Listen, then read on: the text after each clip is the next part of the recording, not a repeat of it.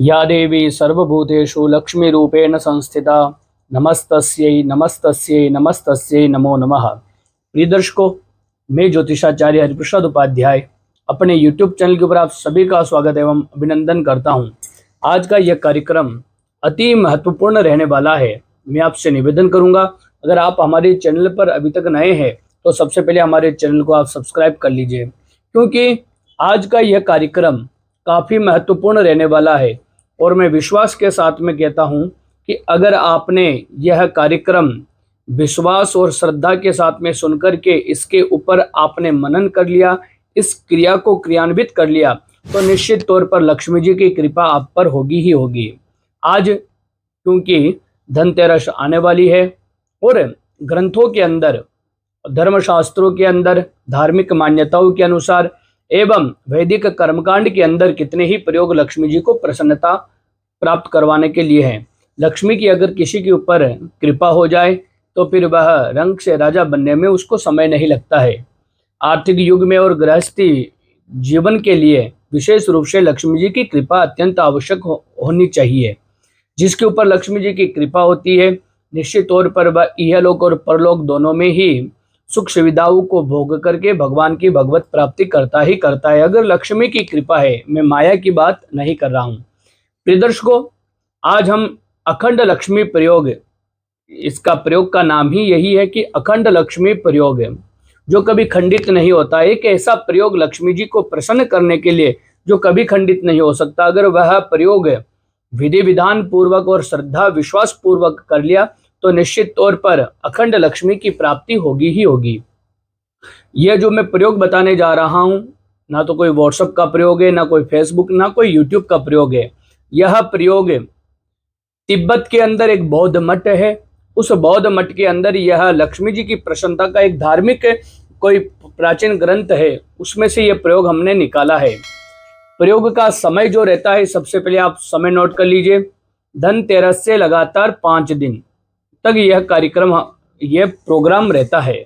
इस कार्यक्रम को आप 5 दिन तक कर सकते हैं, इस धार्मिक अनुष्ठान को, लेकिन प्रारंभ होता है धनतेरस के ही दिन, यानी भाई दूज के दिन यह समाप्त होता है।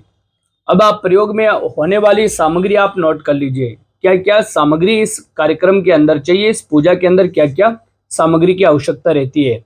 महालक्ष्मी जी का यंत्र होना चाहिए, लक्ष्मी जी की मूर्ति होनी चाहिए, लघु नारियल या एकाक्षी नारियल हो तो ज्यादा उत्तम है, 3 हकीक का रत्न होना चाहिए, और साथ में गोमती चक्र, हकीक की माला, और साथ में अन्य षोडशोपचार जो पूजा सामग्री होती है, कुमकुम, लच्चा, जनेऊ इत्यादि आप एकत्रित कर लें। चावल इत्यादि, धूप दीप नैवेद्य इत्यादि आपको एकत्रित करना है। ये तो रहा समय काल निर्धारण हो गया कि कब स्टार्ट करना है, तो धनतेरस के दिन स्टार्ट करना है। सामग्री मैंने आपको बता दी। अब इसकी प्रयोग विधि में आपको बता देता हूं कि प्रयोग विधि आपको कैसे करनी है। आपको 2 थाली भी साथ में लेनी है, और हो सके तो वह थाली कांसे की होनी चाहिए। कांसे की थाली ले लीजिए, प्रथम थाली। उसके अंदर केसर से युक्त चंदन से श्रीम लिखना है, और फिर जहां श्रीम लिखा है आपने, वहां पर लक्ष्मी जी के यंत्र को स्थापित कर दे। लक्ष्मी जी के यंत्र को स्थापित करके कच्चे दूध से, पंचामृत से इत्यादि से आपको उसको स्नान करवा देना है। फिर लक्ष्मी जी की मूर्ति भी ले लीजिए, लक्ष्मी जी की मूर्ति को भी इसी प्रकार शुद्ध जल से स्नान करवाना है, कच्चे दूध से, पंचामृत इत्यादि से आपको स्नान करवा देना है। अब इस थाली में 3 हकीक के रत्न जो आपने लिए हैं वह अलग अलग रंग के होने चाहिए, और महालक्ष्मी मंत्र से अभिमंत्रित किया हुआ होना चाहिए। लक्ष्मी जी का मंत्र है, आप नोट कर लीजिए, ओम या देवी सर्वभूतेषु लक्ष्मी रूपेण संस्थिता नमस्तस्ये नमस्तस्ये नमस्तस्ये नमो नमः। इस मंत्र से तीनों हकीक के रत्न को अभिमंत्रित करके उसको भी कांसे की थाली में, जहां पर श्रीयंत्र और लक्ष्मी जी की मूर्ति स्थापित है, वहां पर आपको रख देना है। लक्ष्मी जी के सम्मुख आपको उनको पधरा देना है। फिर दूसरी जो थाली है उसमें भी केसर से युक्त चंदन लेकर के श्रीम लिख देना है, और उस पर लघु नारियल, गोमती चक्र जो आपने लिया था वह रख देना है, और कमल गट्टे आपको साथ में सामग्री रख देनी है। इन सभी पर तिलक लगाना है, धूप दीप इत्यादि से आपको उसका पूजन करना है, और सभी पर इत्र जरूर छिटकना है। सभी सामग्री के ऊपर इत्र आपको छिटक देना है।